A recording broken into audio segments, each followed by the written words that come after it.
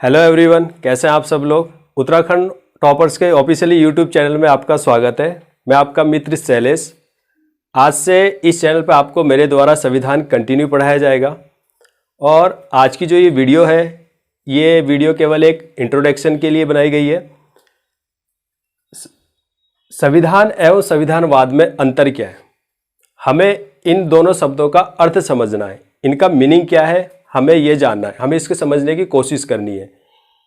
क्योंकि अगर आप भारत का संविधान पढ़ रहे हैं और आपको इन शब्दों का अर्थ नहीं पता, इनका मीनिंग नहीं पता है, तो आगे जाकर आपको प्रॉब्लम आएगी, समझने में चीज़ों को मुश्किल आएगी। क्योंकि हमारे संविधान में जैसे जैसे हम आगे पढ़ते चले जाते हैं तो काफ़ी भारी भरकम शब्द मिलते हैं, उनका अर्थ काफ़ी हद तक हमें पता नहीं होता।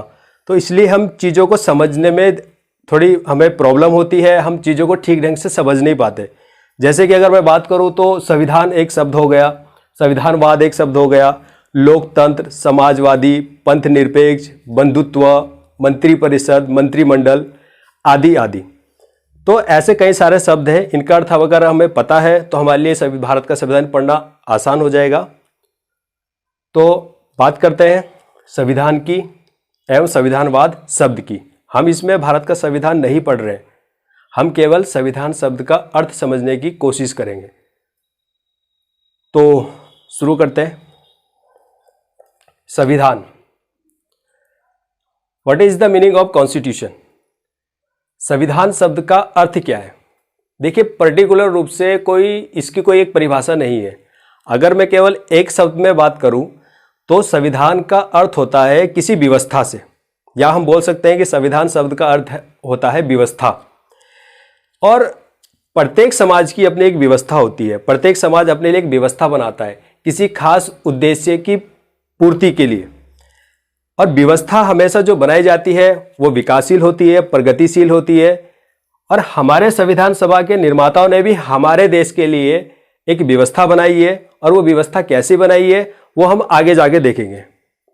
अब व्यवस्था अच्छी भी होती है, व्यवस्था बुरी भी होती है। ठीक, हमारे भारत के संविधान की व्यवस्था कैसी बनाई गई है, अच्छी है बुरी है, ये हम आगे जाके देखेंगे, आगे जाके इसका आकलन करेंगे। फिलहाल हमें यहाँ पर यह समझना है कि संविधान शब्द का अर्थ क्या होता है। संविधान शब्द का अर्थ होता है किसी व्यवस्था से, या फिर हम बोल सकते हैं कि संविधान एक प्रकार का किसी समाज का प्रतिबिंब होता है, किसी समाज का मिरर होता है, किसी समाज का आईना होता है।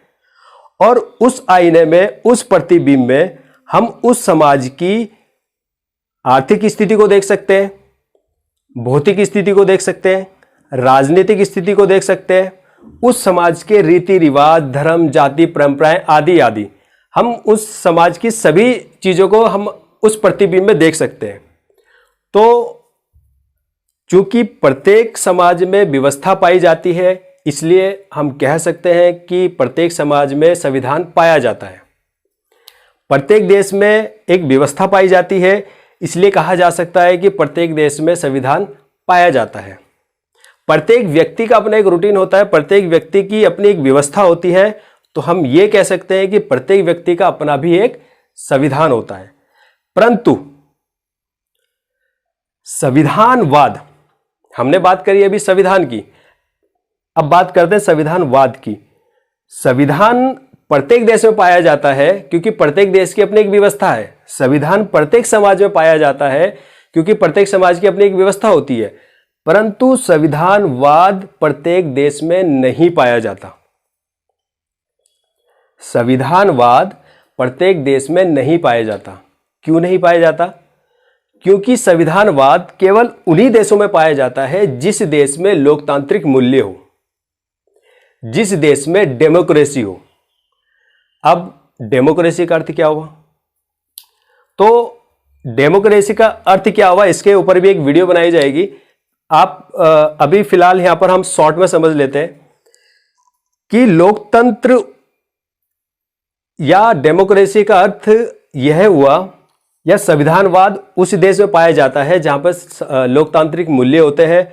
अर्थात जिस देश में या जिस देश के नागरिकों के पास अधिक से अधिक अधिकार हो, अधिक से अधिक शक्तियां हो, और जिस देश के नागरिकों को यह अधिकार हो कि वो अपने देश की सरकार को चुन सके एक निश्चित समय के लिए। उस देश में लोकतंत्र होता है, उस देश में संविधानवाद होता है। या फिर हम कह सकते हैं कि संविधानवाद उस देश में पाया जाता है जहां पर सरकार के पास सीमित शक्तियां हो और जनता के पास अधिक से अधिक अधिकार हो, अधिक से अधिक शक्तियां हो, और जनता को या उस देश के नागरिकों को अपने लिए सरकार चुनने का अधिकार होता है। तो वहां पर संविधानवाद पाया जाता है।